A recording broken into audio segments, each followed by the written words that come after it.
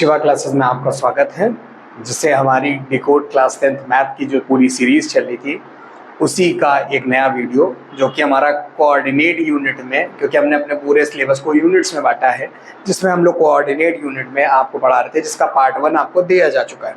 इससे पहले मुझे लगता है आपने ट्रिग्नोमेट्री पार्ट, मेंसुरेशन पार्ट और जो भी पार्ट अभी जैसे कोऑर्डिनेट का पढ़ा रहा हूँ ये आपने देखा होगा, क्योंकि इधर वाल से आपके लिए आपका भाई बिल्कुल मेहनत करने के लिए लगा है, तो इसलिए पूरा वो देखेगा। हाँ, अभी मैं पिछले हफ्ते थोड़ा सा स्वास्थ्य नहीं सही था, इसलिए मैं वीडियो नहीं अपलोड कर पाया था, इसके लिए मैं माफ़ी चाहूँगा।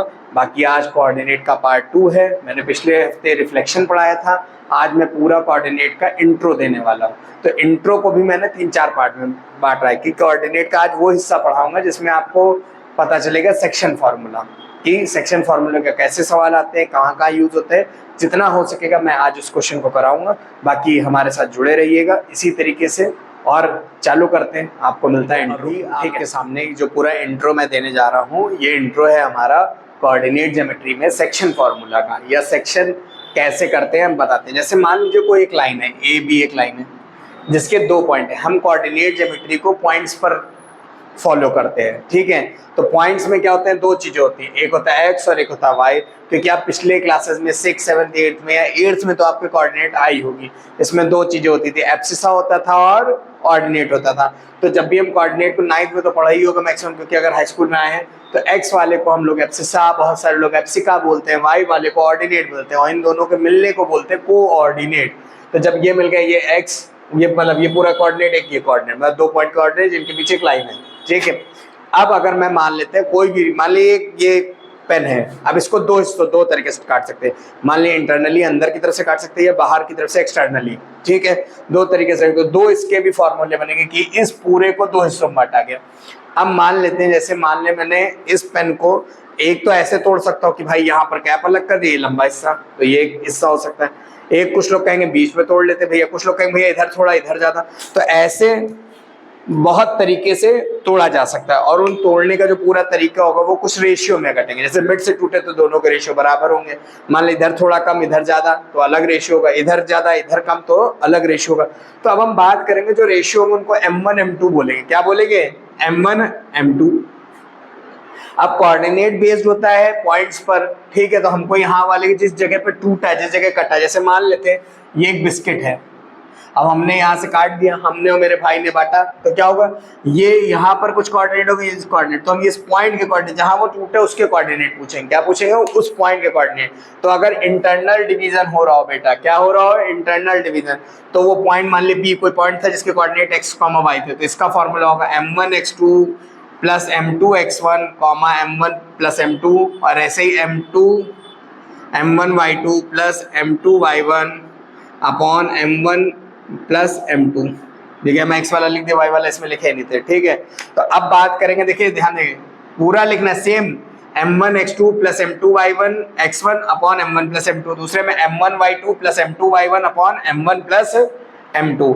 ये हमारा इंटरनल डिवीजन, मतलब जब हम अंदर से डिवीजन कर रहे होंगे। एक्सटर्नल डिवीजन में यही नेगेटिव हो जाएगा। अब यहाँ बहुत सारे बच्चों की किताबों में इंटरनल डिवीजन तो दिया होता है, एक्सटर्नल डिवीजन नहीं होता था, मगर भाई तुम्हारा इसलिए बताए थे क्योंकि एक आधे क्वेश्चन में आ जाता है, और कभी कभार वो एग्जामिनर भी डाल देता है। वैसे एक्सटर्नल बहुत ज्यादा आपके सिलेबस में है नहीं, इंटरनल है, मगर इसको भी भूलिएगा मत, ठीक है। क्योंकि बस केवल इतना बेटा फर्क है, प्लस की जगह क्या हो जाएगा माइनस, केवल इतना सा फर्क है एक्सटर्नल में, ठीक है। चलिए इस पर बेस्ड अभी कुछ क्वेश्चन करते हैं। पहला मिड पॉइंट का और दूसरा सेंट्रॉइड का। जैसे बहुत सारी चीजें जब हम कोई चीज में बांटते हैं, जैसे मैंने कहा था कि बिस्किट है, 2 अपने भाइयों में बांटा, तो कैसे मम्मी कैसे बांटती थी? 2 बराबर बराबर इससे करती थी। मतलब जो ये M1 और M2 का जो रेशियो वो क्या हो जाए? 1-1 हो जाए। क्या हो जाए?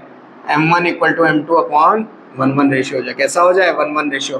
तो M1 M2 का वो मसले ही खत्म हो जाएगा, जो M1 x2 plus M2 y1, क्योंकि वहां पर 1-1 हो जाएगा। तो बस आपको क्या रखना है याद मिड पॉइंट में, x1 plus x2/2 y1 plus y2/2। अब बात करेंगे सेंट्रॉइड। ये टॉपिक इंपॉर्टेंट है इसलिए मैंने बताने का सोचा।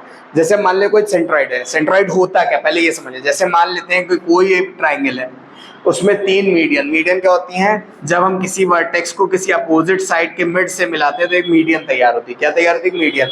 ऐसी 3 मीडियन हो सकती है, क्योंकि एक साइड ये, एक साइड ये, एक साइड ये, 3 वर्टेक्स 3 साइड, तो मतलब 3 मीडियन जिस पॉइंट पे कट करेंगे, मतलब जहां वो तीनों एक जगह पे कट करेंगे, उसको बोलते हैं सेंट्रॉइड। क्या बोलते हैं? सेंट्रल, और उसका अगर पॉइंट निकालना तो पॉइंट याद रखिएगा x1 plus x2 plus x3 by 3, y1 plus y2 plus y3 by 3। चलिए इसी से लेके रिलेटेड क्वेश्चन अभी करते हैं और जुड़े रहिए। देखिए आपको क्वेश्चन समझ में आते हैं तो बिल्कुल बताइएगा, अगर कहीं कुछ फंसते हैं तुरंत भाई को कमेंट में आप तुरंत बताइएगा कि भैया ये नहीं समझ में आया, उस चीज को भैया आपके समझाएंगे, बिल्कुल क्लियर करेंगे, ठीक है।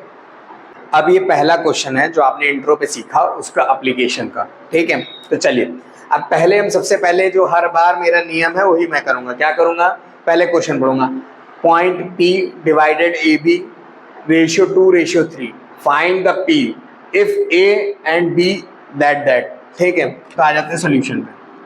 सबसे पहले एक छोटा फिगर बना लेंगे, मान लेते हैं कोई ये एक लाइन है, पॉइंट A है और ये पॉइंट B है, जिसके कोऑर्डिनेट क्या है, A के क्या है 2,1 और B के क्या है 7,6। अब इसको कट करते कैसा, इंटरनली मान लिया यहाँ जिस पॉइंट का नाम है P और P के हमको कोऑर्डिनेट फाइंड करना है, और इन्होंने जो रेशियो दे दिया है वो क्या दिया है, इधर 2 और इधर 3। तो अब आ जाते हैं, ये हमारा इमेज तो बन गए। हमारा जो रेशियो होता है वो M1/M2, तो यहाँ पे 2/3 मतलब M1 2 है और M2 3 है, ठीक है। और जो x1 y1 x2 y2, देखिए ये सब लिखने से आसानी होती है, अभी सवाल में करते समय रखते समय बहुत आसानी मिलेगी। x1 जो पहले ब्रैकेट के अंदर होगा x की जगह तो 2, y1 वही पहले ब्रैकेट वाला, दूसरा ब्रैकेट b 7,6। बस एक बात ध्यान रख लीजिएगा, कभी ऐसा मत करिएगा किसका x1 ले रहे हो x2 इसका ले रहे हैं, मतलब y1 इसका ले रहे हैं, नहीं। पहला ब्रैकेट अगर b को भी हम पहला मानते तो अगर तो भी हम यही करते कि वो 7x1 होता तो फिर y1 भी 6 होता, y1 फिर 1 नहीं होता, ठीक है। ये ना गलती करके क्रॉस कर दीजिएगा, ठीक है। चलिए अब पहला हम पढ़ेंगे कैसा डिवीजन है, कैसा इंटरनली डिवीजन है। कैसा डिवीजन है, इंटरनली आंतरिक डिवीजन है। पहले हमारे पास फॉर्मूले 4 अभी मैंने लिखे, internally, externally, mid point, centroid. तो हमारे पास पहला फॉर्मूला लगेगा, तो पहले हम फॉर्मूला लिखते हैं। फॉर्मूला मैं बार बार बच्चों से कहता हूं लिखा करिए, क्यों लिखा करिए, क्योंकि आदत पड़ेगी। तो फॉर्मूला क्या होता है, m1 x2 plus m2 x1 upon m1 plus बेटा m2 comma m1 y2 plus m2 y1 upon m1 plus m2, ठीक है। अब आ जाते हैं m1 और m2 की वैल्यू हमने पढ़ गई, m1 की वैल्यू है 2 और m2 की वैल्यू है 3। तो पहले m1 मतलब 2, x2 कितना था 7 प्लस m2 की वैल्यू 3, x1 कितना है 2 अपॉन दोनों 2 प्लस 3 कॉमा m1 कितना है 2, y2 कितना है 6, m2 कितना है बेटा 3, y1 कितना है y1 1 अपॉन 2 प्लस 3। अब ध्यान से देखिएगा, 7 2 जा कितना होता है 14 प्लस 3 2 जा 6, 2 प्लस 3 5 कॉमा 6 2 जा 12, 3 1 जा 3 अपॉन 5। अच्छा 14 प्लस 6 कितना हुआ 20 डिवाइडेड बाई 5 कॉमा ये 15 डिवाइडेड बाई 5। 20 को जब हम इधर नहीं देखिएगा, थोड़ा मैं इधर लिखे दे रहा हूँ, ये यहाँ पर से इसके आगे यहाँ कर रहा हूँ। 20 को जब करेंगे 4 से डिवाइड तो 4 आ जाएगा, और 15 को करेंगे 15 लिखा है, ठीक है, 15 को करेंगे तो 3 आ जाएगा। तो आपके जो पॉइंट बने जाके पी के वो क्या बने 4,3, ठीक है। चलिए अभी मेरे को लगता है आपको समझ आएगा, अगर कहीं भी जरा सा भी ना समझ में आए तो पूछेगा भाई से, ठीक है, मैं बिल्कुल बताऊंगा। ऊपर इंस्टाग्राम का लिंक आ रहा होगा, नीचे एक जगह पे दिख रहा होगा इंस्टाग्राम पे, नहीं तो इस पे भी कमेंट आप कर सकते हैं। चलिए अब इसका नेक्स्ट क्वेश्चन करते हैं और क्लियरिटी आएगी। अभी आपके सामने ये क्वेश्चन नंबर 2 दिख रहा होगा। ये क्वेश्चन नंबर पहले पढ़ेंगे कि क्या कह रहा है। तो इसमें बोलना है point P divided AB internally, ratio क्या दे दिया 1:1, फाइंड द P, मतलब हमको P के पॉइंट पता लगाना है, जिसमें हमको A की वैल्यू ये दी गई, B की वैल्यू ये दी गई। अब अच्छा मैंने क्या बताया था, अगर कभी 1:1 हो तो किससे हो सकता है मिड पॉइंट से, मगर मैं इसको 2 तरीके से करूंगा। पहला तो एक बेसिक कौन सा इंटरनली डिवीजन से करके दिखाऊंगा कि आपका इंटरनली डिवीजन वाला कॉन्सेप्ट और क्लियर हो जाए, ठीक है। अब इसी को देखें, जैसे मिड पॉइंट उन्होंने या तो बोल देते direct find the mid point तो और आसान आपको लगता, मगर कभी कभार वो चालाकी करके देंगे कि रेशियो लिख देंगे 1:1। जब वो कभी 1:1 लिख के दे दें तो हम डायरेक्ट मिड पॉइंट लगाएंगे। ये बात बिल्कुल ध्यान में रखिएगा। ये क्वेश्चन मैंने इसीलिए डाला था कि इंटरनली वाले में कराते हुए कब आपको मिड पॉइंट सिखा दूंगा, आपको पता भी नहीं चलेगा, ठीक है। चलिए आइए पहले क्वेश्चन में हम क्या लिखेंगे, पहले वही भैया m1 m2 m1 कितना है 1, m2 कितना 1, x1 y1 पहले वाले ब्रैकेट में 3 कॉमा -2, आगे वाला x पीछे वाला y, x2 y2 आगे वाला x पीछे वाला y। अब ध्यान से देखिए, अब यहाँ पे हम निकालेंगे इंटरनली का, तो x comma y equal to formula क्या होता है m1 x2 plus m2 y x1 upon m1 plus m2 comma m1 y2 plus m2 y1 upon m1 plus m2। ठीक है, अब आ जाते हैं नीचे, m1 कितना है बेटा इसमें 1, तो 1 इंटू x2 कितना है 9 प्लस m2 कितना 1, x1 कितना 3 अपॉन 1 प्लस 1 कॉमा m1 कितना 1, y2 कितना 6, m2 कितना 1, y1 कितना y2 कितना -2 अपॉन m1 प्लस m2। अब जरा ध्यान से देखिएगा, तो 9 प्लस 3 अपॉन 2 कॉमा 6 -2/2। ठीक है, अब ध्यान से देखिएगा यहाँ पे, फिर इधर इसके आगे कर रहा हूँ, 9 प्लस 3 कितना होगा, ठीक है 12/2 कॉमा 4/2, तो 12/2 कितना हो गया 12/2 6 कॉमा, और यहाँ पे क्या हो गया 2। ठीक है, यहाँ चीजें समझ में आई बिल्कुल।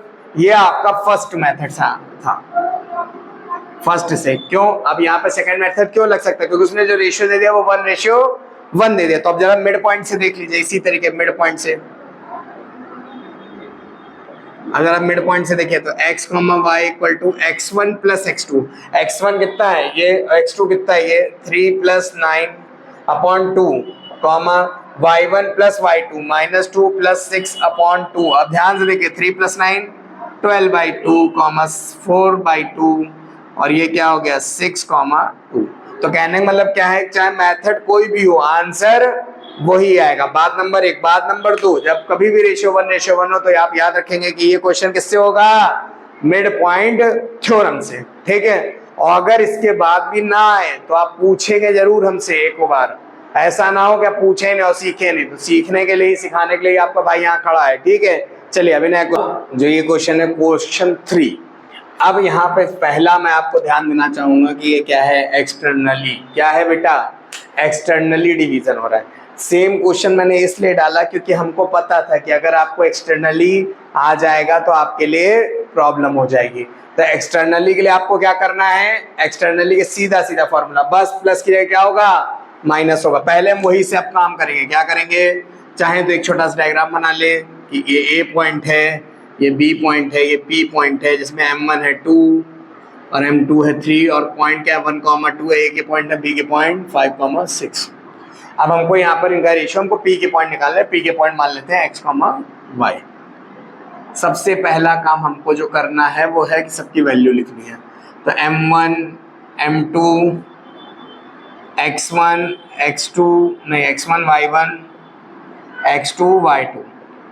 चलो भैया, m1 है 2, m1 m2 है 3, x1 है 1, y1 है 2, x2 है 5 और y2 है 6। ठीक है, इतना आपने लिख लिया होगा।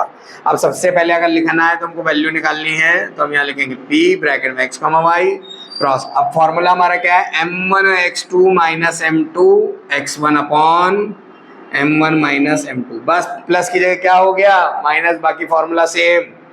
ठीक, फिर m1 y2 minus m2 y1 upon m1 minus m2। इतना आपने लिख लिया। आप वैल्यू पुटिंग चालू कर देते हैं बेटा जी। m1 कितना है 3, नहीं m1 बेटा 2, x2 कितना है 5 माइनस m2 कितना है 3, x1 कितना है 1 अपॉन 2 माइनस 3 कॉमा m1 कितना 2, y1 2 minus m2 3, y2 y1 y2 देखिए इसमें गलती हुई, y2 पहले 6 था, देखिए y2 6 था। ठीक है, और y1 2 अपॉन 2 माइनस 3।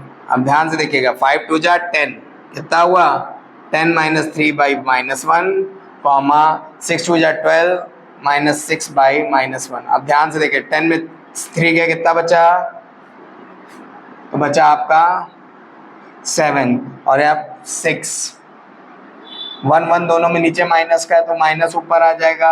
हम कभी भी 1 से कोई भी डिवाइड करते हैं कोई फर्क नहीं पड़ता है। मुझे लगता होगा सेम प्रोसीजर है, बस प्लस की जगह क्या हो गया, माइनस हो गया।